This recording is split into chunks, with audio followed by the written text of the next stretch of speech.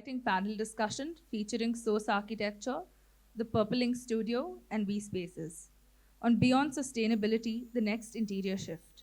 Before we begin, we would like to extend our heartfelt thanks to all our valued brand and exhibitor partners, our experience partner JSW Dulux, our e-commerce partner RQ, our gallery partners Petraware, YBR Designs, Ozar Objects, Blue Dot Design, Object Theory, Daskari, Rev Rattan, Smartlight, Eco, Clay Art, Casa Karigar, Siddhant Dhariwal Designs, and Shape Furniture. We also express our sincere appreciation to our other exhibitor partners whose participation has been integral to this event. Now, as we move forward, it is time to introduce the brilliant minds who have joined us today to share their invaluable insights and expertise. Sneha Ostawal, Principal Architect, Source Architecture. Sneha Ostawal is the founder and Principal Architect of Source Architecture, a Bangalore-based practice working across residential, luxury, commercial, hospitality, and institutional projects. Her work is guided by a clear client-first, context-first approach, where architecture is not driven by style, but by a precise understanding of site, user behavior, and the realities of construction. Each project begins with decoding client needs and anticipating future patterns of use, allowing her to develop solutions that are both functionally robust and contextually grounded. Nishita Bhatia, Principal, The Purpling Studio. Nishita Bhatia is the partner and principal at The Purpling Studio, where she plays a pivotal role in shaping the practice's intellectual and cultural direction. Joining the studio in its early years, she became integral to its evolution from a young Bangalore-based firm into a nuanced, homegrown practice rooted in craft, clarity, and a distinctly Indian lens. Her work extends beyond architecture as a built outcome, engaging deeply with the cultural narratives that inform how people live, interact, and belong. Vinithra Amarnathan, the founder of We Spaces. Vinithra is the founder of We Spaces, a boutique interior design studio focused on creating unique and personal spaces. With a background in banking and wealth management and an MBA qualification, interior design became a natural intersection of her passion and enterprise. Established in Bangalore in 2017, We Spaces is a full-service design firm that has completed over 75 projects across India and overseas. The studio's design philosophy centers around balancing function, aesthetics, and individuality to create spaces that feel calm, connected, and deeply lived in. Unfortunately, due to unforeseen circumstances, architect Ruchi Tripathi and Mr. Clinton Baptist will not be able to make it today. I would now request the panelists to please come onto the dais. Good afternoon, everyone. Now, I am not Clinton Baptist. So for those of you who are hoping for the energy of a professional podcaster, storyteller, and a quiz master, I'm afraid you're stuck with me today. But let's first give it up to the team at ELEV8 Architects Diary for pulling this together despite Clinton not being able to join us.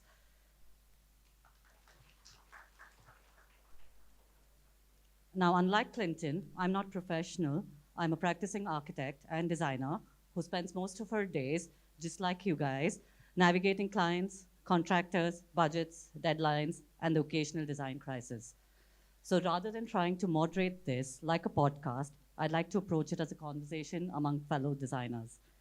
The topic today is Beyond Sustainability, the Next Interior Shift. And while we could spend the next 45 minutes talking about certifications, technologies, materials, and trends, what I'm really interested is in something much simpler. What are the ideas, questions, and decisions that we can actually take back to our studios tomorrow morning? What are the small shifts that can genuinely make our projects better? Because perhaps the future of design isn't shaped only by big innovations, it's shaped by the questions we choose to ask at the start of every project. So let's begin there. I would like to understand what Vinithra and Nishita ask questions right in the beginning of a project. I think while every project that we work on is different, fundamentally, I think the idea is to understand how people live really. You know, what are the nuances that make you different, make how you live different. And I think that really applies to each one of us. So I think the thought for me is to always lead with a little bit of curiosity, because when you work on residential design largely like our studio, at some point in time it can start feeling like, oh my gosh, this is one more bedroom to design. And I think the way to sort of knock yourself out of that mode or that slumber or whatever is, I think, to come from a place of how are you living in your home differently than me. And I think that really has guided us through most of our questioning, whether it is in terms of how we approach layouts, how we approach materials, palettes, everything. Thanks, Sneha, Yeah. for an incredible start. Um, we at we work a little differently. Predominantly, we work on architecture, interiors, and landscape. Um, we work on typically projects with a very unique brief. So when a client comes to us, he comes to us for the unique storytelling, the narratives that we add, the depth that is there in a project, and we have our own eccentric ways to go ahead about it, to jumpstart into it. There are certain questions that we ask ourselves. Can architecture shape culture? That's the broader level question of which is part of our cultural manifesto. And we ask, can architecture shape culture, and what is it that this client, this project can solve and make a difference? I mean, that's a great point, Nishita. And I think I'm somewhere in between both of you, where we do a lot of residential interiors, but we also have a lot of interest in architecture. So I'll probably just start with an example of a project that I think in the last 2 years our studio has been known for predominantly. I think it's also a good fit for this topic. And then we could give examples of our project where, this sort of narrative or the questioning begins. So our project is called Elements of Nature. It's a builder project. I know everyone hates a builder here, but we started with a builder project that sort of shapes probably what Hoskote area, Whitefield, a 120-acre large parcel of land can actually do. What are we doing? We're doing a half-acre parcel. We're making us office, and that's what's going to define what the outlook for a 120-acre project is going to be. So the question really came to us when I'm working with this guy is, yes, you need a marketing office, but what else? That is the question. How long is this building going to last?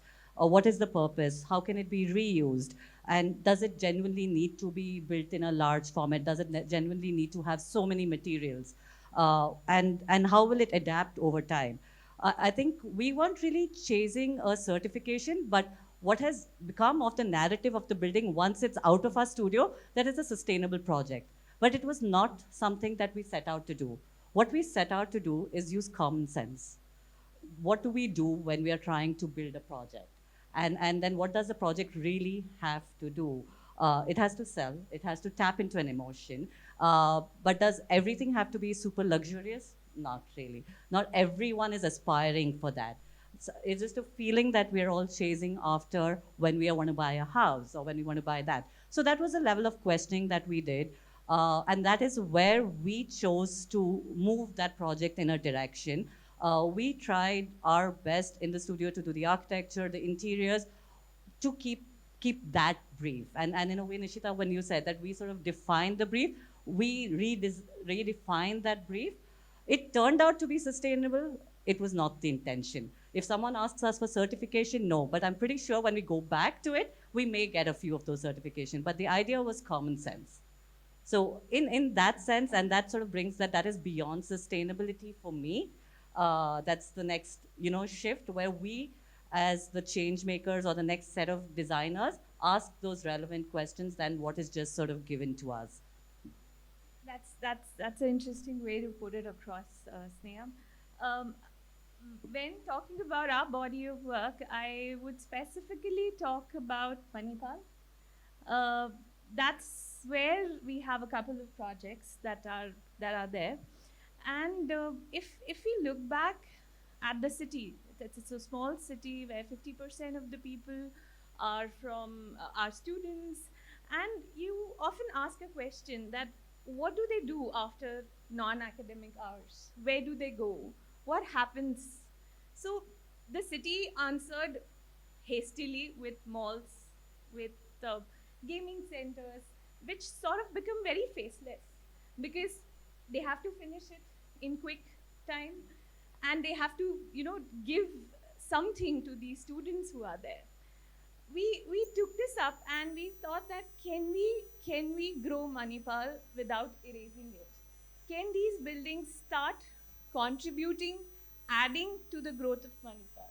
There are fabulous academic blocks that are coming in the city for the students, but sadly they shut down by the afternoon, by the academic hours are over. So when we got a project which was around a humble 12,000, 15,000 square feet, we thought let's design the space in a more democratic way, where anybody can come in, walk out. The terrace is covered. There are no doors to it. Till today, when we go back to that project and we see there are kids sitting there chit chatting. They are playing music. It just gives them a different outlook, a different space to collaborate, broaden their avenue. So talking about sustainability, green architecture, we thought this is our way to give back to the city by having spaces more open. So that's a different way sustainability can also be looked at. Yeah. I think one of the points I resonated with when you said was you didn't set out to make it a sustainable project, it turned out to be one. And I think that's really how I visualize it when it comes to us as designers. It's really the questions we ask and how we approach a project that eventually makes it somewhat sustainable or not. And I think one of the big things for us when we approach a project is, are we thinking about longevity of a project? Are we thinking about how this material will age? Are we trying to create a home that someone will get bored of in 5 years and say that, okay, now I need to change everything because it's not trending anymore? Or are we creating a home where someone can grow, their children can grow, their rooms can evolve, their spaces can evolve? And similarly, even materials, I think a lot of the times that question of whether we really need to pick this material because it is seen everywhere or because your friend has it, etc., versus thinking about what is the right choice for you and how long will that work for you. I think that's really some of the important questions that help us navigate a project, which eventually might become something that has a sustainable soul to it, just by virtue of some of these elements. Or just like, your own hand-me-down pieces of furniture, what we, might call as vintage, but a lot of us don't really look at it in that manner sometimes because we all want everything to be spanking new. And then you realize that when you take some of those pieces, not only do they bring soul to your home, but it is sustainable too. No, that's a great point, Vinithra. I think if I were to sort of just come back to this conversation, we're all sort of questioning eventually what the client has come with a perspective at different scales, right? So when they want something new, you're saying that you already have a piece that you might want to work with. What we want to try as designers to do is to build that perception for the client. We're sort of also bringing in a bit of storytelling, saying this could sort of fit in really well into yours. And then as a client, they're thinking numbers, they're thinking aspirations, but we have to look beyond the brief that they have given to sort of deepen it, to sort of expand it. And it doesn't necessarily have to be told to them, but within our studios, we are sort of trying to work that brief out into something that's more detailed. Because I was also telling here that sometimes otherwise the work ends up becoming so soulless, because you are not really putting a bit of you're not really questioning some of the aspects of building these designs into it. So what is like a non-negotiable while in your practice, whatever brief a client comes and you feel like you need to add something to it, what is that one thing that you ensure that is added into your briefs? Whenever a client comes to us with a brief, the first thing we do is redefine the brief completely.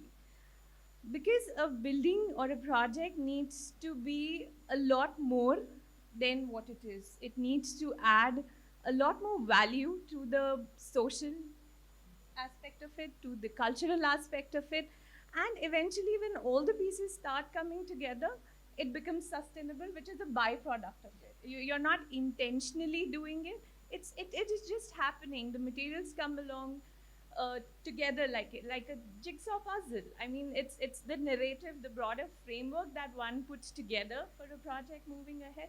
So non-negotiable is there's not non-negotiable. It's just that it's more making the client aware and being at the forefront. When the storytelling is strong, when you believe in the work that you do, I think it's just putting your idea across. You know, I don't think it's one thing, but eventually I feel like our role comes in as people who are thought leaders to some extent. You know, you want to push your clients' thinking a little bit. You are the person here who's hired to really think for them, think differently, something that they may not be able to do.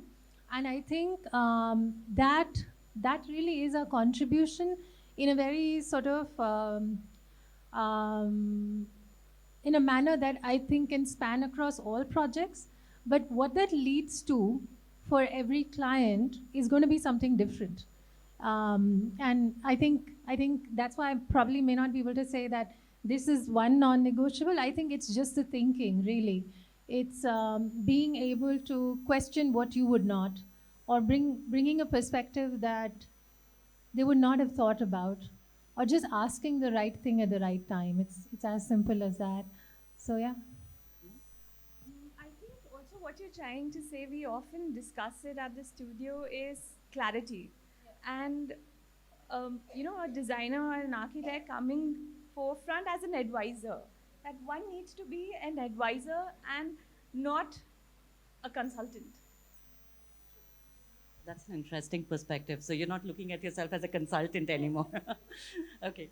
I think the one of the other topics that this is sort of brought in is how do we look at India, right? So of course there's a client, but then when you sort of zoom out and look at this entire ELEV8 thing is about India in 2047, and then we have 20 years from now, and that's why the whole topic of sustainability. But I mean, like we rightfully in our perspective saying that we will question it. To sort of define what 20 years now, the next 20 years shift happens, you first question it. But what are we looking at in terms of an interior shift for the next 20 years? And what is the step one towards that? I'll like to quote some examples of what we've been observing overall, in not just in architecture interiors, but an overall global perspective. Everything that you see is moving ahead in a very India-forward way. India seems to be quite ready for that moment to come. You see fashion, you see, when I talk about fashion, you see Sabyasachi, you see Masaba, you talk about coffee, you talk about beverages. Everything is moving ahead in a very, design forward, and the world is watching us. It's incredible time to be it in. Even if you see what food is doing to the world, where a recent podcast with Vikas Khanna and Veer Sangvi, this conversation reminds me of that where Vikas Khanna has so humbly put across how he took his ideologies to New York, and how with Indian cuisine, that's the first Michelin restaurant that is there in New York, and how he has taken it to a very global platform. So I'm sure design fraternity is not lacking anywhere. We are right there. We can see it all across. It just has to catapult a little more, and we'll be there. I think one of the things that we are seeing now, say, cut to maybe 5-6 years back, when I thought design still had that little bit of that aspirational value, right? Now I'm feeling that it's moving ahead of that aspirational thing into something that is a little bit more conscious, and people want to associate with design in a slightly different way than just look up and say, oh, I wish I could kind of feeling. And I think that's amazing, right? That's a great place for us to be in, because you are sort of in that mix of things. You are able to define what is going to happen, and you are able to, in some ways, also use those opportunities to craft a narrative that that we want to. I mean, the way things should look. So I feel like.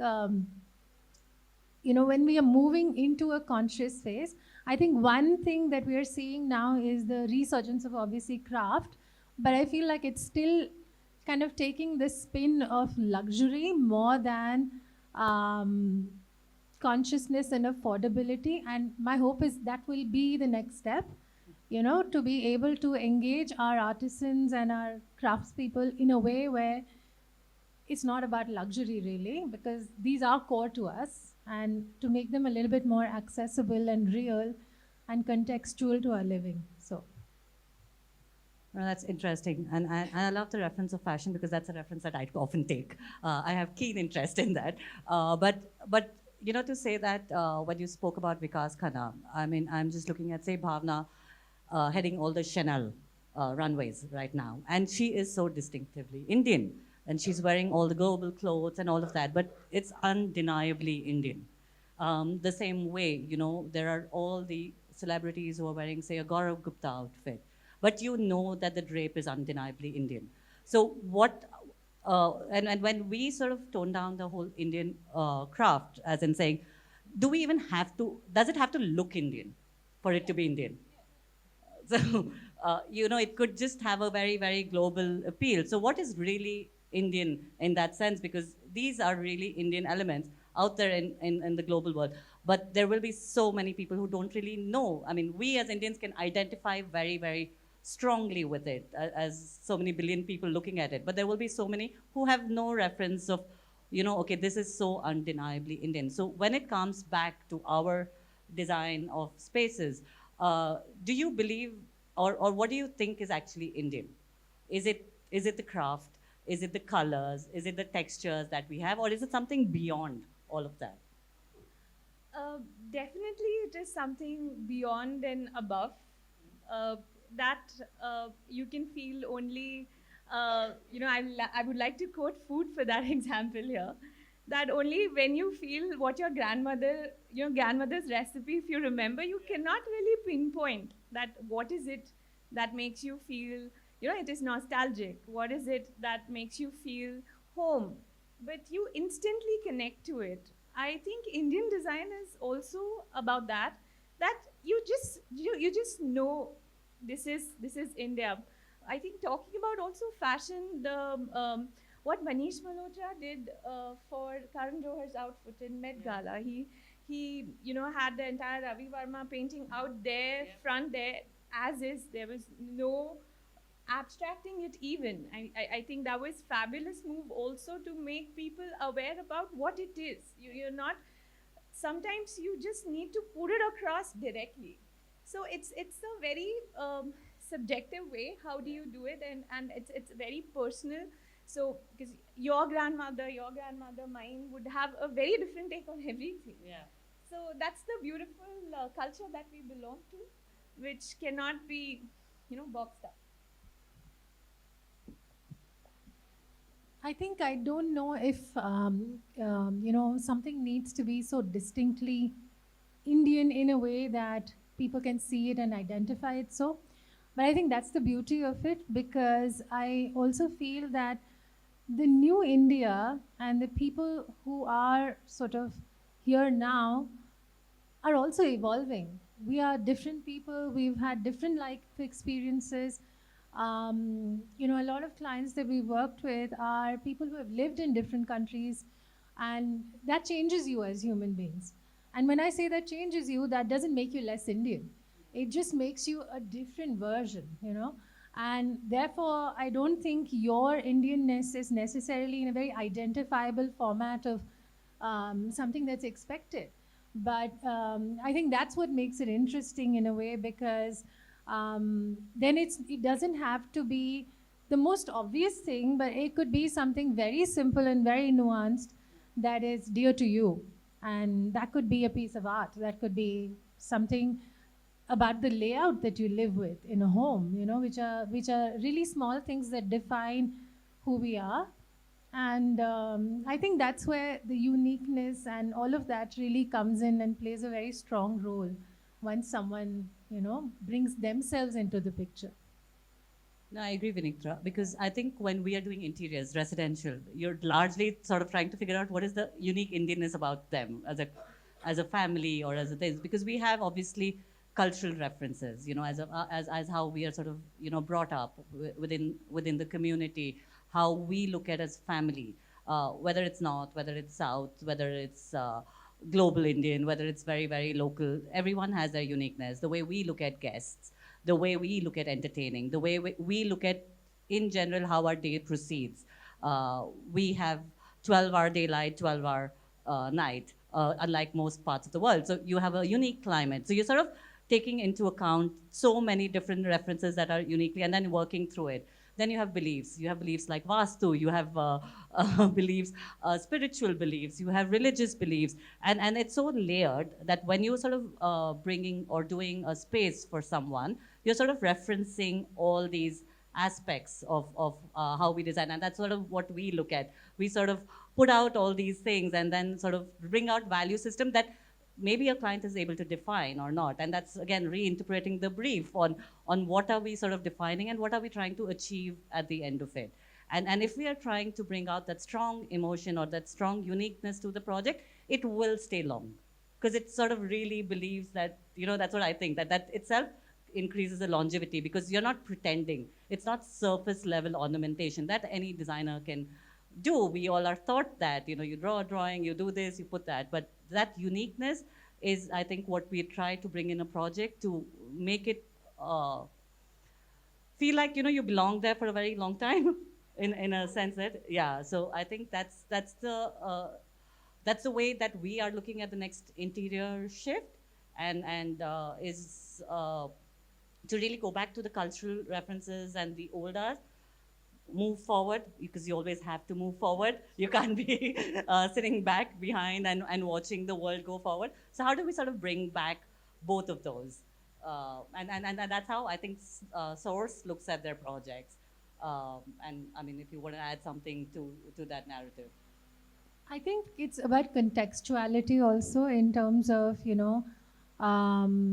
where you are as a person, which is, the client, and what your past references are really, and trying to, kind of stitch together a story that's real, that's authentic to you as a person. And I feel like, by the time in someone's life cycle, when they start designing or working on spaces of their own, it could be anything, like, it could be a retail startup, interior design, or it could be a home or an office, anything. But, the person who is at the helm has already come to a stage in their life cycle, typically, where they have had varying experiences of their own, and they now realize that where I came from and who I am as an individual matters a lot to what I'm going to tell as a story. So that whole contextuality of going back and asking questions of, what is dear to me? What are the memories that I kind of resonate with? And stitching those two together is really what we all do eventually, to create something that feels different and unique. And yeah. I think when we work on a project, a part of us remains in the project. It becomes the project.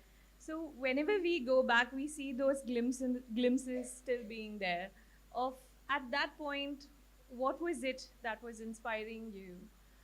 For us personally, all of us, books, the media of books, music, cinema, food, has been constant influences in our life.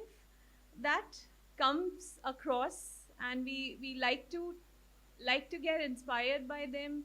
We try our narratives around them. They are subconsciously there as part of our lives, as part of us.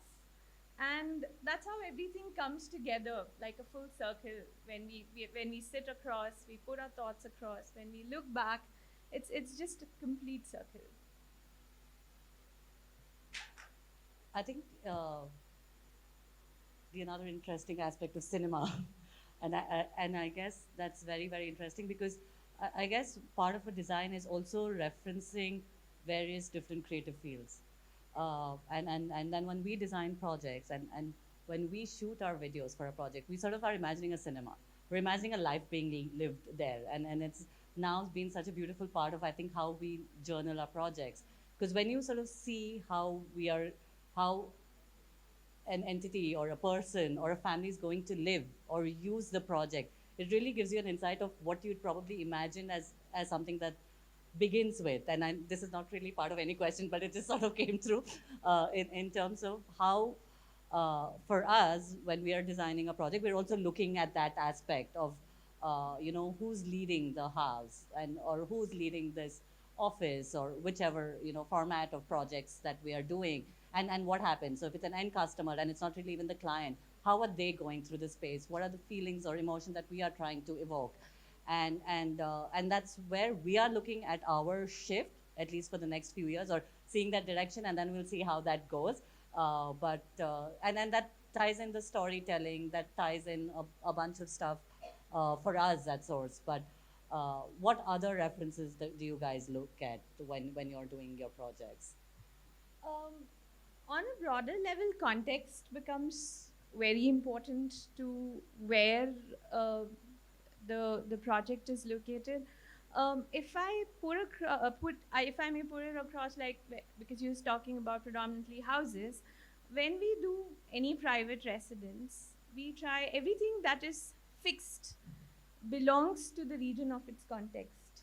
The stones that we are using, it's all belonging from that city itself, so that that this project belongs to Bangalore or it is in some other part of the country. Whereas everything that is movable, we collaborate with a lot of designers in India and abroad. We sit across with them. So all the movable aspects of the project is something that comes together. It's like a symphony coming together. So that's the approach we do for our projects. That's another way to look at inspirations, if I may say. Yeah, I resonate a lot with that because we approach things with context a lot too. Where does somebody live? What's the weather? What's the climate there? What sort of lifestyle do they really live in?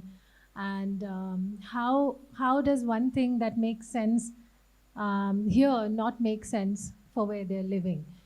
So I think that approach is definitely important. Um, to some degree, being honest with materials and picking the right kind of materials for somebody, probably irrespective of aesthetics sometimes, is also important because still a lot of times a client will say that I love the look of white quartz, but that this client actually needs that black granite, which may not look the best, but that's what's right for them. And then when you work backwards from that, you are able to create something that is sustainable, right, in a way, because functionality wise this is what they actually needed, and then you make it look aesthetically resonant with rest of the home. So I feel like that's something very strong. I also think in terms of little things like functionality, storage, asking the right questions, and making sure that you're not sort of building for a look that the client wants alone, which is what happens a lot of times, right?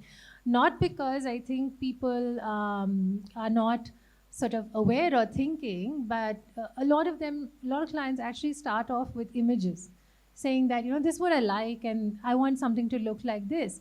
And then through the process, I really think it becomes our responsibility to sort of,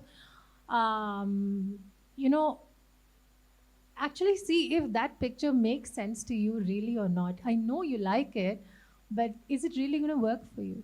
And I think that process and bringing the project to its natural conclusion is really what I think, and whatever happens through that, it's multiple questions, it's context, it's everything really. Yeah. It's interesting you say that because we're working on a project in Mangalore. It's a sea facing, and I mean, she did introduce us site first, context first, and anything that you would know about Mangalore is it's rain. It rains months and months, and then you would have to go for a pitched roof, right? Just basic context that we've taught as architecture students. It's sort of drilled. A client came with an image. He wants a house that probably belongs to an LA or Miami. Just one image with great clarity that this is what he wants his house to be like. Uh, and now you're sort of fighting with yourself that, okay, it's a great site, it's a great client. And sometimes you just want real clarity on a project. And he's very clear this is what he wants. In spite of everything that says, okay, it could belong here, but for years we've not done anything like this. Traditionally, we've not done anything like this. Is it the right fit or not? So it was like for us, it was questioning. So we went back and forth. We took 3 months to take on the project because I was just surprised at someone who is so clear. And it doesn't come from a place of ego. It doesn't come like, I know better, you just have to do this and we will go ahead and that sort of thing. It comes from real clarity from someone else who wants that. And it makes sense to that. And now as a designer, you are an advisor or you're a consultant. You're not going to live there. You are just the part of the beginning of the story. The person who's going to live there is going to be later. And if it makes sense to him, whether I do it or someone else does it, I took it on because I believed I will ask the right questions. And then if I cannot challenge him, then he's challenging me and my thought process on why does this fit. So we're doing because he totally believes it. And now I believe in his vision. And I am just sort of going by it and saying that, okay, if you're going to do this in this context, what do I have to think in terms of the climate? What do I have to think in terms of the usability? How do I make sure that it is what he needs, right? So I'm taking my ego out of this picture now. And I'm saying that, okay, I will work just problem solving. And then see if it works or not. And then, I mean, we'll know a year later whether it actually worked or not. It's a big game. But I think it was just interesting that you are, you're redefining, but sometimes people challenge you to define the core principles of what you started with. And just in the honesty of actually doing a project like that, we want to ensure that we're sort of still going by our other principles of what the project needs to end up being. No, I'm going to play devil's advocate here and say this, because I'm known to do a lot of interiors that are not necessarily Indian looking. And that's just because of the fact that I've lived somewhere else and I live differently now than I used to in some ways, So we are always sort of pushing that envelope, and we do a lot of these open kitchens, and we do a lot of, couches that are off-white and plush, and because that's my association now. And a part of our jobs then becomes as designers, how do we make this work? Because you're also doing that, right? I mean, I don't want to say no to a client who's happy to have a white sofa with a dog and 2 kids. I have one and I can make it work. So can you. And then, you figure out what you can do to make some of these choices for them work. And problem solving, really, that's what it is eventually. Talking about Mangalore, it reminds me of one of our project, which was completed a couple of years back. A client from Saudi, we didn't have, those days we were really, really, really busy, and we said, we had to say no, that we won't be able to do that scale. We won't be able to take that project up. And very, very patiently, he waited for us almost for a year to come back. He came back to us, and his narrative was clear that, I want to have a house where I can come back to, where my roots are. We re-looked at this aspect. We spoke about we spoke to him about his childhood memories, about what Mangalore means to him. In that entire house, it's called the brick house in Mangalore. There is not even a single paint used. It's only the entire color is coming from the stones, from the bricks, from the oxide lime, everything put together, and the roof, which is not sloping, but yes, we reinterpreted it in our own way to complete the vision that he had for the project, where neither we had to say no, nor he had to compromise on what he had in his mind, where he had a home where he can come back to whenever he is in India. So I think, putting it across also, like you were mentioning, putting it across at first that this is what we feel, and you've come to us for what we feel about design, because we ultimately are advisors. Yeah, true. Good to know that we're all on the same page. I was just like always figuring out like, okay, we're doing this, let it come out really, really well, because it's questioning one aspect of what you start off with, right? And then we realize that you evolve over, the questioning bit. So we sort of said, okay, client first or context first? We go with the client first here. But the point of coming back on the whole shift, and we have a lot of young designers here. And I think in the beginning when I told you that I think with years of practice, the narrative changes in a lot of way of how we can approach a problem, how a client is willing to wait for a year, how we are sort of willing to talk to a client for 4 to 5 months to get a clear picture on the brief before we even sign on. But when, or if you were to speak to your younger self and know that what is this advice to sort of get in? Because for me, that was the largest part of, like, I did a lot of stuff now, as someone just told, and I know a lot of people get mentors, but if you were to give one advice on how to get onto this next shift back, idea and sort of move ahead, what would that be? I think clarity, that if one understands all aspects with a lot of clarity in mind, the direction is pretty straightforward. Clarity for yourself, clarity for the person who is sitting across to you. What has he come for, and what is he going to get? If that aspect, to the younger self or to anybody who's sitting here, I think clarity is really important. I think just staying true to yourself, which is hard to do, sometimes. We all second guess. We do it even now after so many years, but really, I think that is the most important thing that I would say.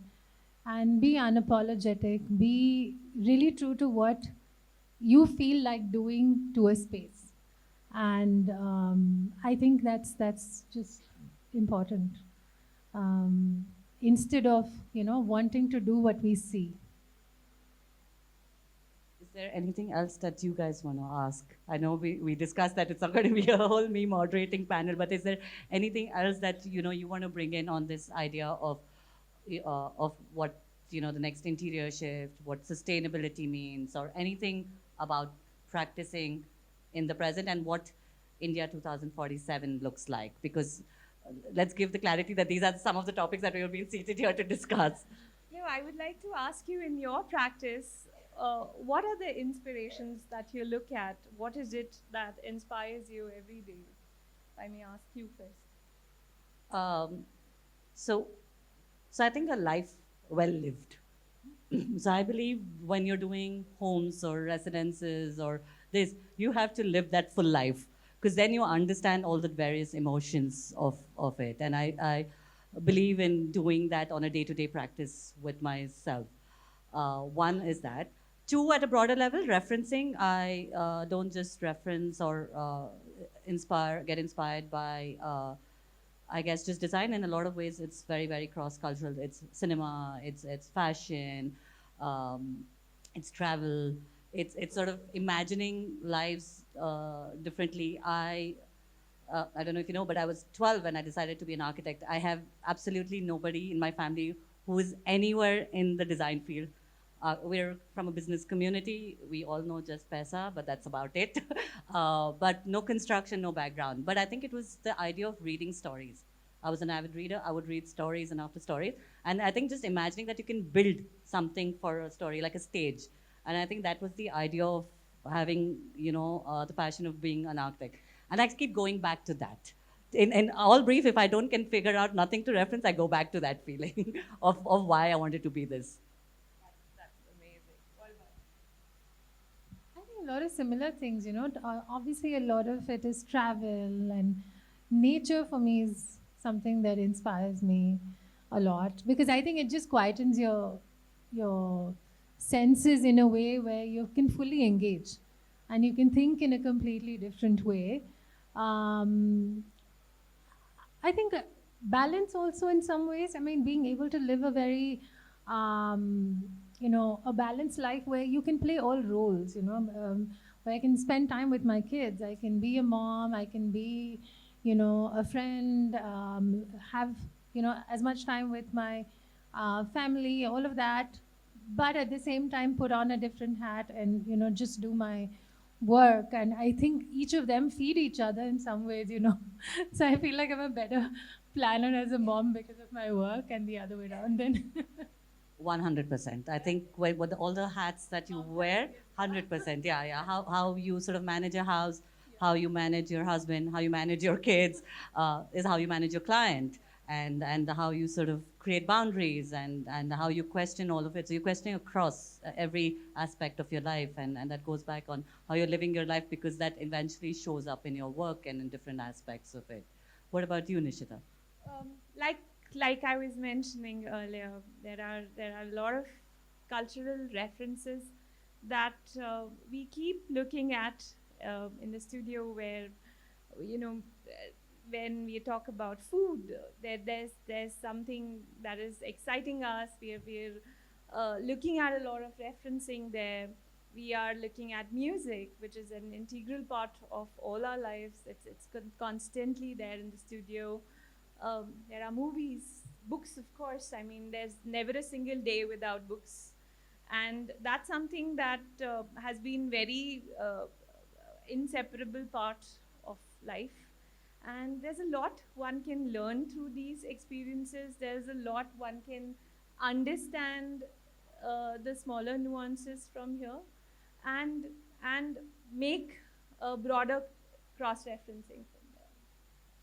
Do you guys have, when you do a project, one, okay, this is the book, or this is a movie, or this is the song, or this is the spice of food? Is there any time that is that one defining thing that you go back to?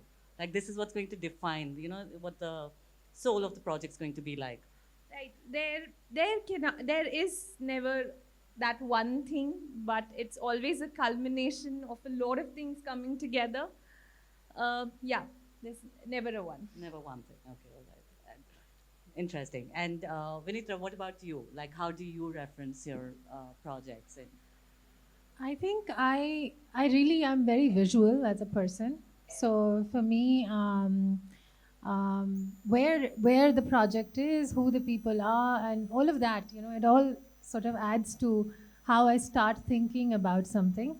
And then my own referencing really is hugely travel. I love to travel a lot. I'm constantly sort of, I have like a repository of images, like most of us do on our phones. So there's that. But yeah, I think I also do a little bit of that, like what you said just now, that you could probably meet a client, hear their story, see the context, and just think of something. And that something is very variant, right? It could be a movie, like you said, or it could be a specific visual, and then we try to not necessarily always reference only to that, but it just becomes somewhat of a guiding tool sometimes. That hey, we wanted to start with that visual, and are we aligning with that as we go? Because the way I think design is it's so consuming in a way also, right? You see a lot, you read a lot, you're always kind of bombarded with too many things. So I think it's nice to have that guidepost. So you can kind of just, whenever you're veering away, you can bring yourself back to point zero and say, okay, wait, this is where we were going to be. So yeah, that's how I look at it. I'll just bring back the whole conversation to sustainability. I know we love all our referencing, but do you think, and I think as an architect, when we're looking at large scale projects, we obviously have your certifications, your leads, and all of that. I think one of the questions that probably Clinton also put on his bit is that now we will talk predominantly interiors because that's the realm of the topic over here. Do you think we need certification to sort of make the designers more responsible for what what we are doing to the climate, to India right now? Is it our responsibility? Should there be something like that, or what are the guidelines that need to come into play now?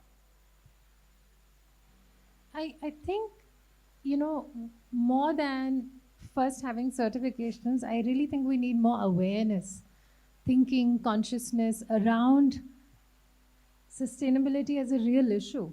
And that has to come from both parties. It really can't be driven only by the architect or the designer, if you ask me. That really has to come a lot, even from clients. They have to be conscious that I am participating in this process. And what am I doing to this process? Do I want to be somebody who propagates overconsumption, or do I want to be somebody who propagates conscious consumption, And because if you don't have someone who wants to resonate with that consciousness, it's very hard as an architect or a designer to navigate that differently. I mean, of course, we will all bring in our own ethos and our own thinking, but it's going to be their home.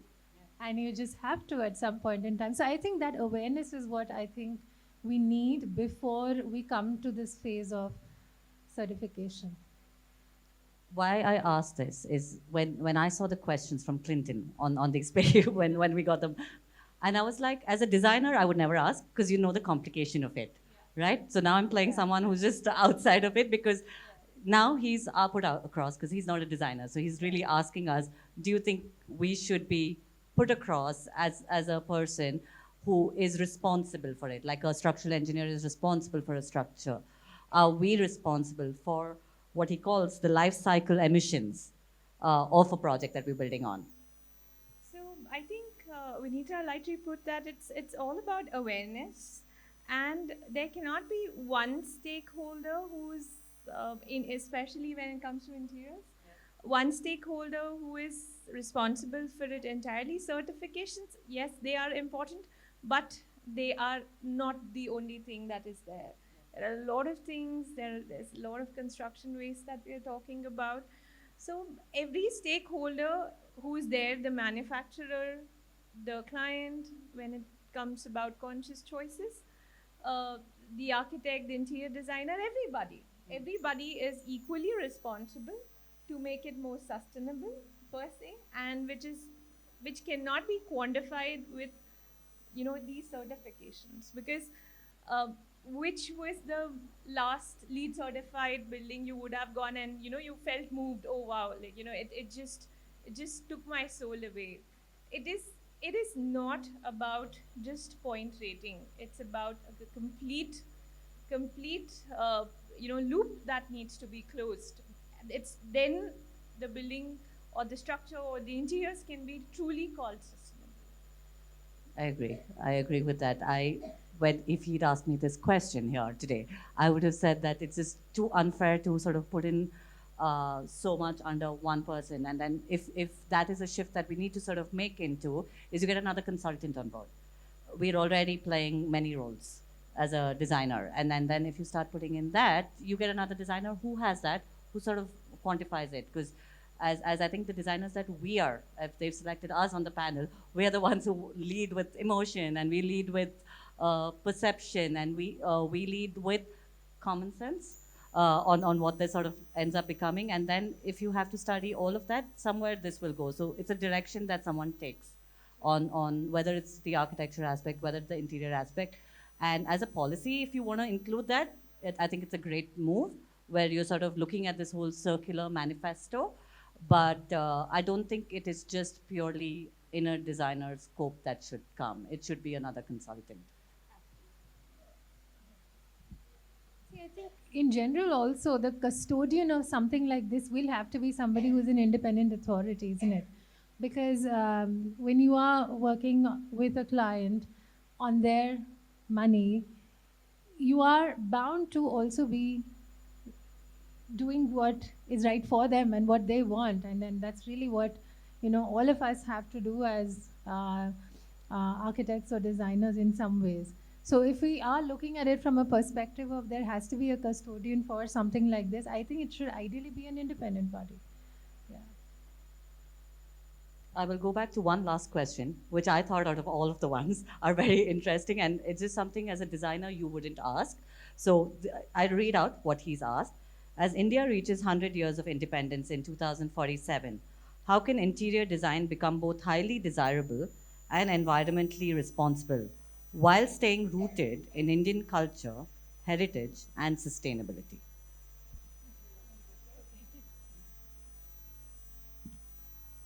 I think here I look at our roles really as consultants to a large extent, because see, coming back to the awareness aspect, a lot of people know what they know, and I think because of the fact that we are in the industry and we are able to see things around us, a lot of our work also becomes being able to expose them to it. I mean, simple things like, let's say, art, or let's say, linens or furniture, anything that you see. I think we are aware that there are good products that are being made here. It can be done, and there could be products that use, indigenous methods, and they are more whatever crafts driven, etc. But my point is, a lot of the times the clients may not even know this. So I think that role is something that's a very easy way for us to bring these two things together, to be able to at least tell our clients, hey, look, before you make this decision, do you know about this? And this is what we did, and this is how it paid off. And I must say, about 8 out of 10 times, they are open to it, and they wouldn't have known it before. So I think that in itself is something that we all can probably start doing. I think also broadly when we are talking about India 20 years ahead is what you're asking. That if you're talking about that aspect, I think we're, like I was mentioning, we're already reaching there.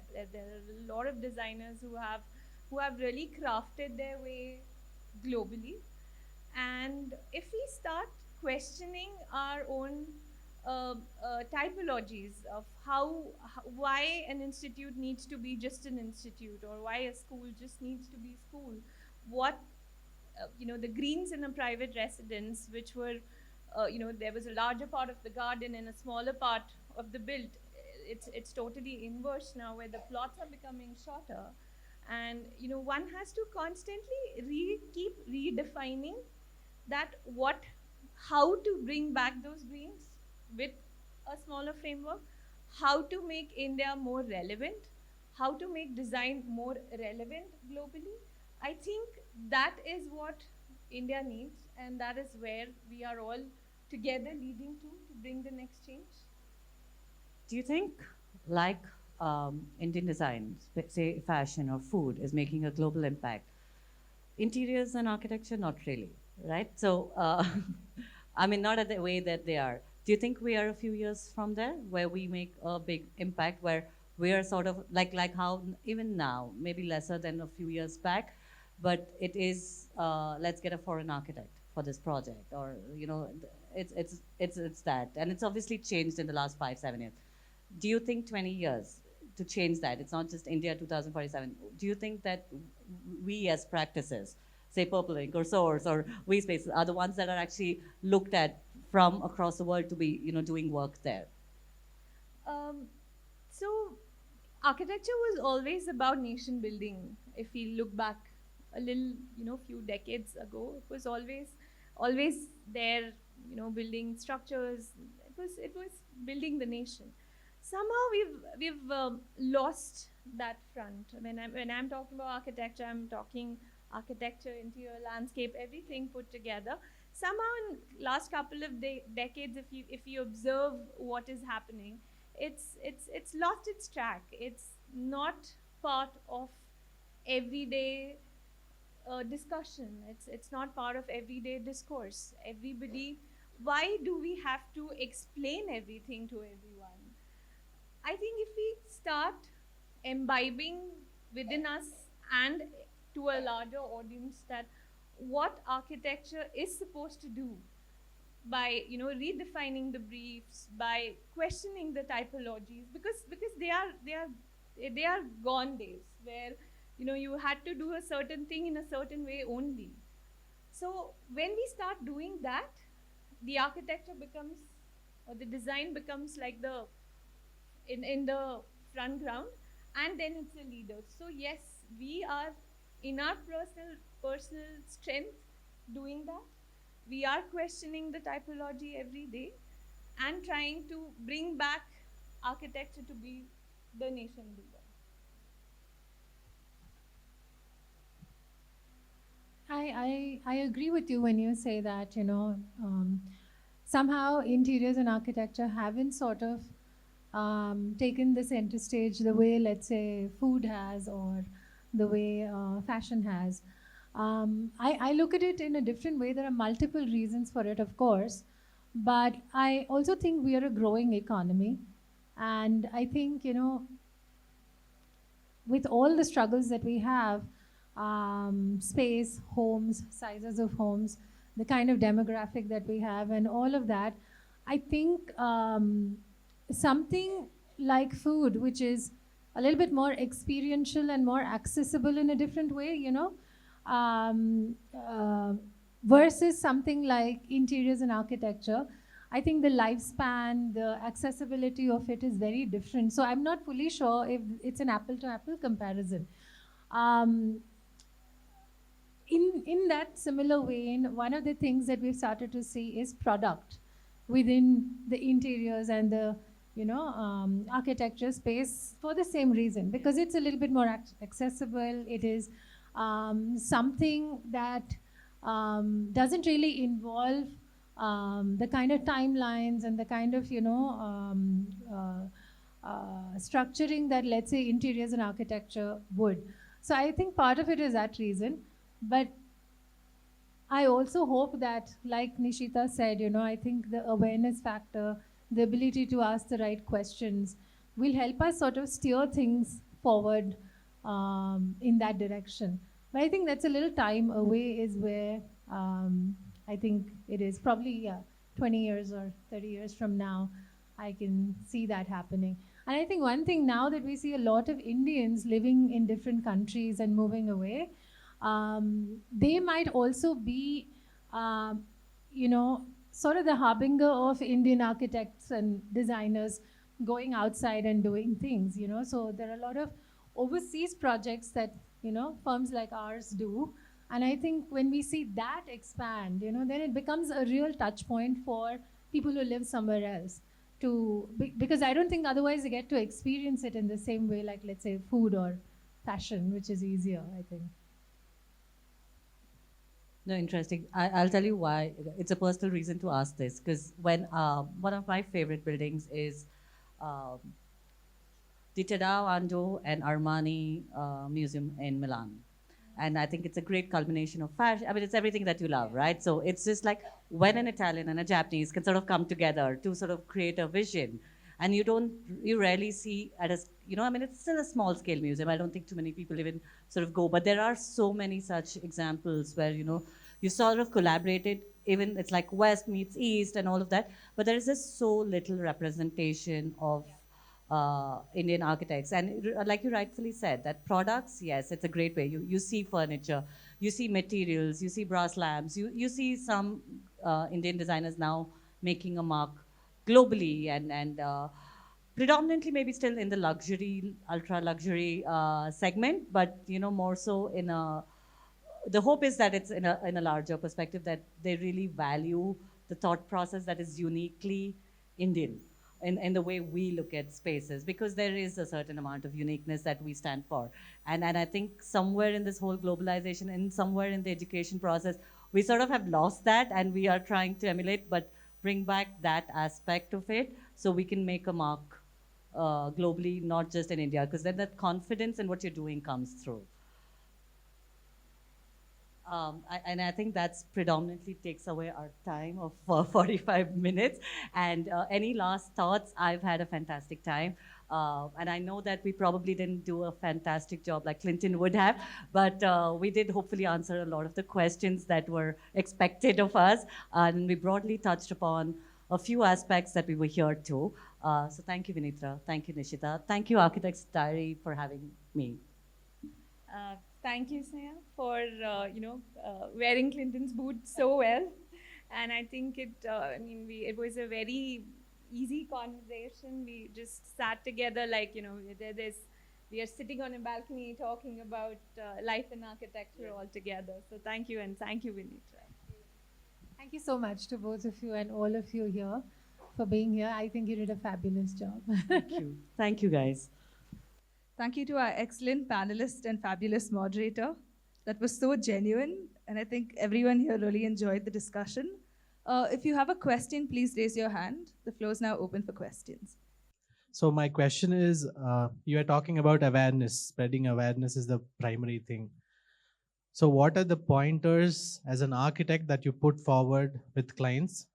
Of course, some clients have that knowledge prior coming to an architect, but still the very factor, the deep factors of sustainability is a question mark, or it is the luxury part is dominating over the sustainability part. Sustainability, okay, that we'll look for it later, is what the mindset is. Of course, it's their money, they want that aesthetics part is all there, but what are the pointers that all three of you as firms put forward to clients, saying that, okay, these are the pointers, this is why we want to pitch sustainability? Because as architects, we want to pitch, every architect wants to pitch sustainability. But so what are the exact pointers that you put forward, say, this is why we need sustainability? Are they so defining, or what are the exact awareness pointers that you go through?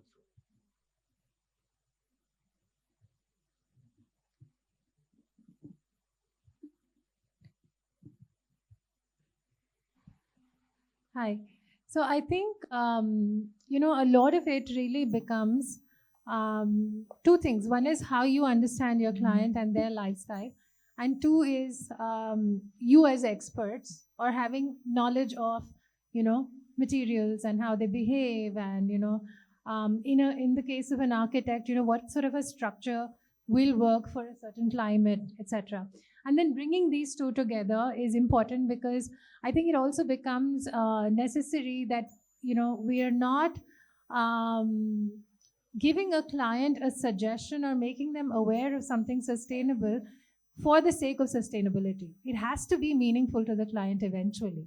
And I think that's really where our role comes in, to see whether, I could say Kota is a very sustainable material, but it's not right for a certain client, then that doesn't make sense. Then you're not going to be able to make any form of impact. So I think awareness really has to be led with understanding a client's behavior, and then of course your material knowledge, understanding, and sometimes it's also other things. It's also, for example, an old piece of furniture that a client is not able to reimagine, but maybe you can. And when you show that to them, they understand why this makes sense and this still has life in it. So I think those are some of the ways I would look at it. That answers your question.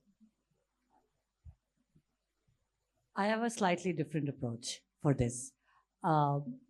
Like in life, I wear two different hats. When I'm designing, I'm very intuitive. I do all of it. But when I am dealing with a client, I meet them at their level. So if they cannot think of sustainability, I think of telling them a story in which we get our way. It's either he wins or we win. So you just sort of have to figure out how best to present the option. If sustainability is not his key point and he still wants luxury, how do you tell them that this is what is the right choice for you? And then that's the power of convincing a client, and that's something that you have to learn over a period of time. In terms of whether you're designing, whether you want to sell a product, give a product, this eventually you have to be able to convince them. What story you take is up to you.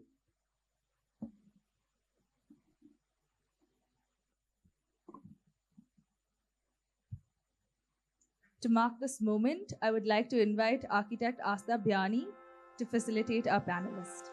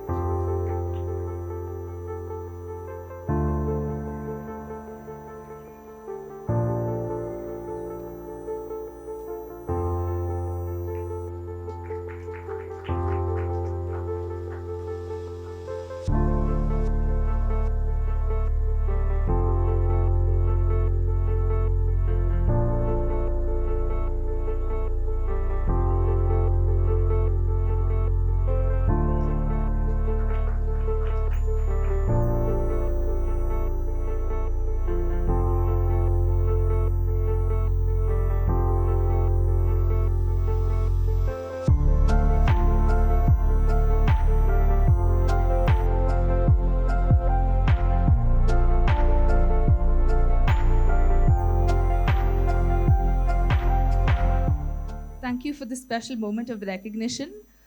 So outside in one of the stalls, they have a screen which is made in the same way as Chanapatna toys are made, which is a traditional Indian craft, but it has quite a global, it caters to the globe, to the rest of the globe. It doesn't look Indian, but it's made from traditional Indian roots, so I'd urge you to check it out.